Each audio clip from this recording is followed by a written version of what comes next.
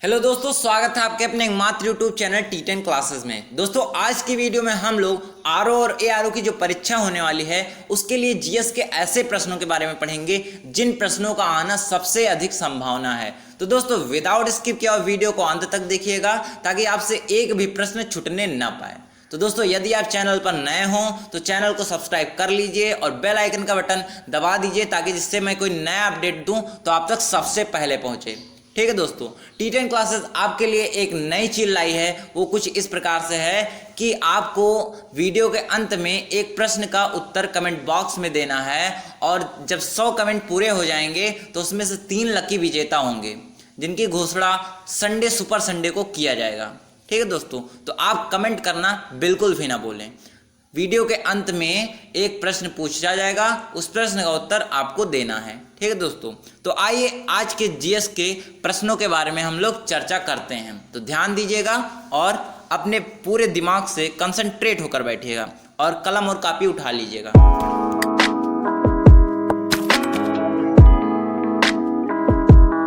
दोस्तों पहला प्रश्न है कि गले एवं फेफड़ों के निरीक्षण के लिए निम्न में से किसका प्रयोग किया जाता है। Option A stethoscope, B bronchoscope, C endoscope, D auriscope. इसको ओटोस्कोप भी बोला जाता है, आरिस्कोप को ओटोस्कोप भी बोला जाता है। ठीक है दोस्तों, तो देखिए ऑप्शन ए जो दिया है स्ट्रोस्कोप, इसका उपयोग पेट के निरीक्षण के लिए किया जाता है, तो ये तो आपका गलत हो जाएगा।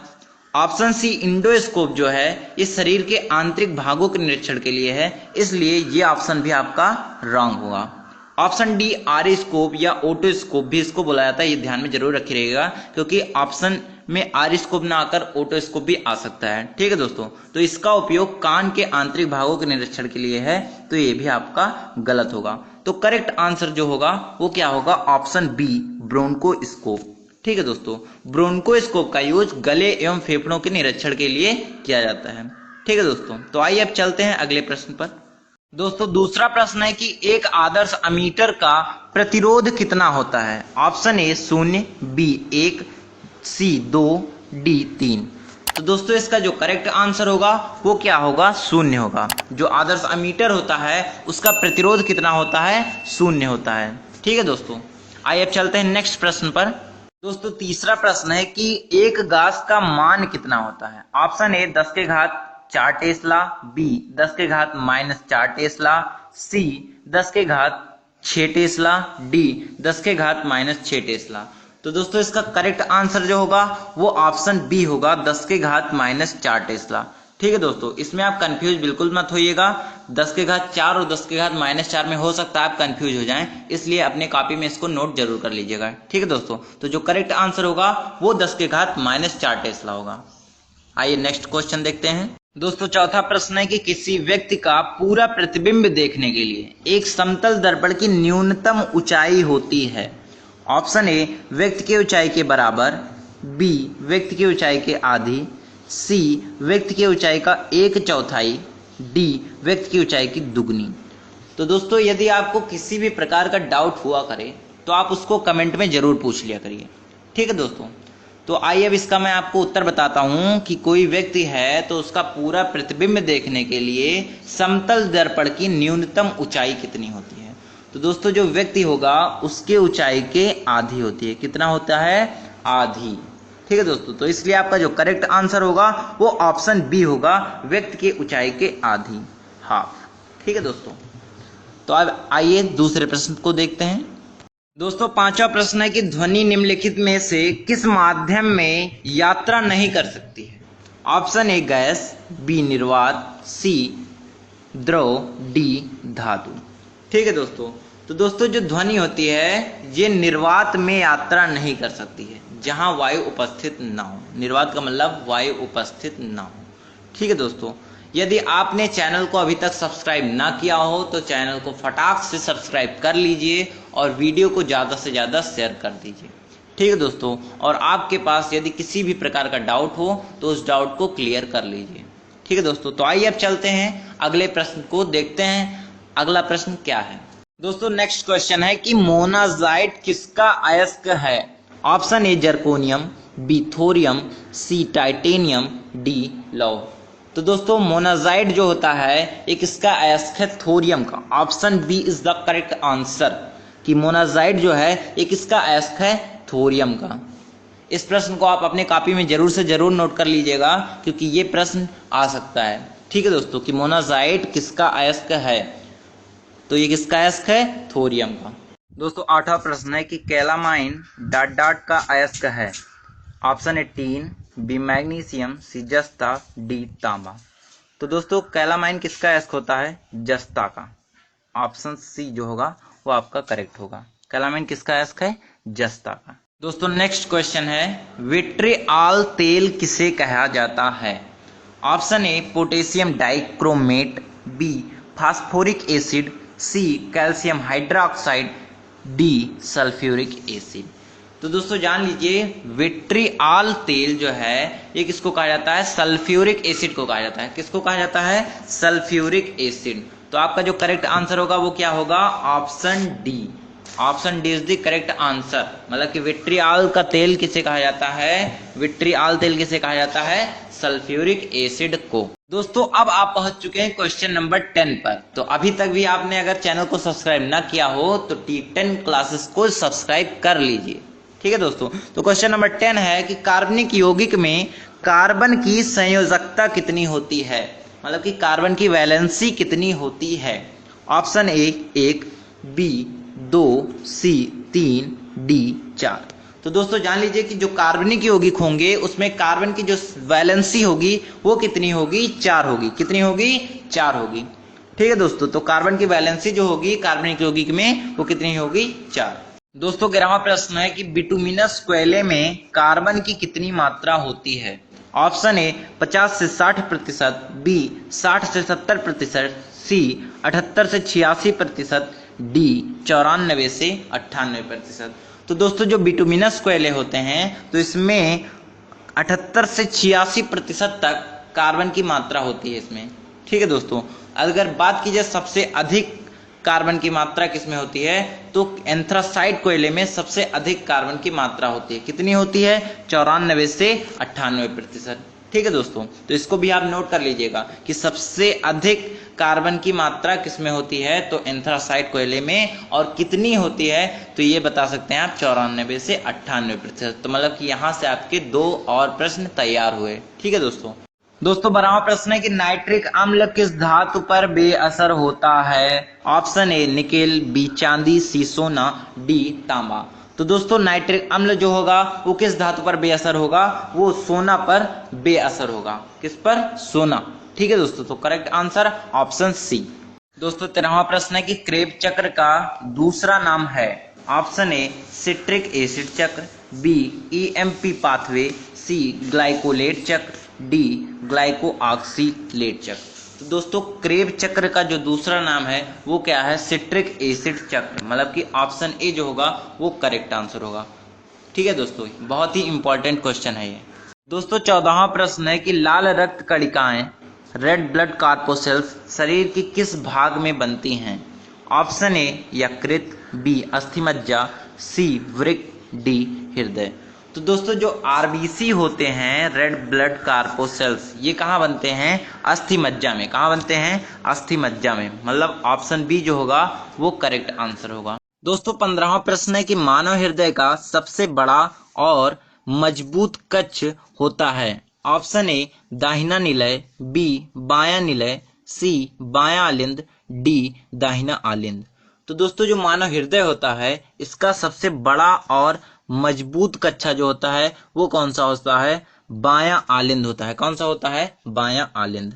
दोस्तों 16वां प्रश्न है कि मनुष्य में कितने जोड़ी स्पाइनल तंत्रिकाएं होती हैं। Option A 33, B 31, C 37, D 45।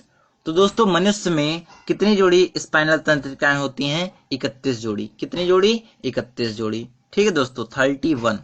दोस्तों अब 17वां प्रश्न है कि हथेली में पाई जाने वाली हड्डी का नाम। Option A stapes, B radio ulna, C carpal, D metacarpals. मतलब कि हथेली में जो हड्डी पाई जाती है उसका नाम क्या होता है। तो दोस्तों जो ऑप्शन डी दिया है मेटाकार्पल्स, हथेली में जो हड्डी पाई जाती है उसका नाम होता है मेटाकार्पल्स। क्या होता है? मेटाकार्पल्स। ये बहुत ही इंपॉर्टेंट क्वेश्चन है, इसको जरूर से जरूर नोट कर लीजिएगा। ठीक है दोस्तों, कि हथेली में जो हड्डी पाई जाती है उसका नाम क्या होता है? मेटाकार्पल्स। ठीक है दोस्तों, यदि आप चाहें तो टी10 क्लासेस को इंस्टाग्राम पे भी फॉलो कर सकते हैं। वहां पर जीएस के क्वेश्चन, रीजनिंग के क्वेश्चन, करंट अफेयर्स के क्वेश्चन आते रहते हैं जो कि आपके परीक्षा में बहुत ही लाभदायक होंगे। ठीक है दोस्तों, तो आइए अब चलते हैं दूसरे प्रश्न की ओर।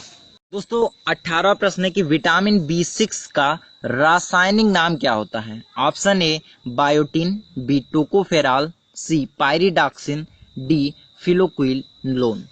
दोस्तों इसमें जो ऑप्शन ए दिया है बायोटिन, ये विटामिन B7 का होता है। किसका होता है? विटामिन B7 का होता है, तो ये तो होगा नहीं। और ऑप्शन बी जो टोकोफेरॉल दिया है, टोकोफेरॉल देखिए दोस्तों ये विटामिन ई का होता है, तो ये भी नहीं होगा। ऑप्शन सी पायरिडॉक्सिन जो है ये विटामिन B6 का होता है, इसलिए यही करेक्ट आंसर होगा। और जो ऑप्शन डी दिया है फिलोक्विनोलोन, ये क्या होगा? के का होगा, विटामिन के का। दोस्तों 19वां प्रश्न है कि प्लांक नियतांक का मान कितना होता है? ऑप्शन ए 6.63 गुणे 10 के घात -34 जूल प्रति सेकंड। ऑप्शन बी 6.63 गुणे 10 के घात 34 जूल प्रति सेकंड। ऑप्शन सी 6.63 गुणे 10 के घात -34 जूल पर मिनट। ऑप्शन डी 6.63 गुणे 10 के घात 34 जूल पर मिनट। देखिए दोस्तों आपने क्लास 11 में जरूर से जरूर पढ़ा होगा प्लांक नियतांक के बारे में, तो इसका मान आपको जहां तक कि याद होगा।